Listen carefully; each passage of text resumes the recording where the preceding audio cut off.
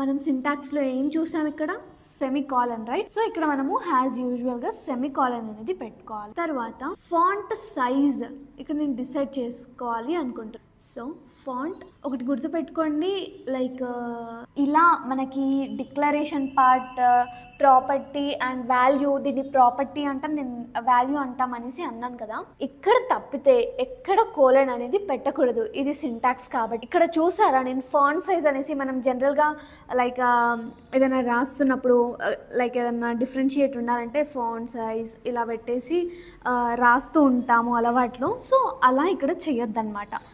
Font సైజ్కి ఇక్కడ మనం space ఇవ్వచ్చు, లేకపోతే అండర్ స్క్వేర్ కూడా ఇవ్వచ్చు.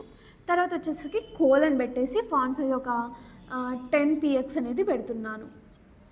సో 10 px పెట్టి కన్ఫామ్గా ఇక్కడ సెమీకాలన్తో ఎండ్ చేసి ఫ్లవర్ బ్రాకెట్ అనేది క్లోజ్ చేయాలండి.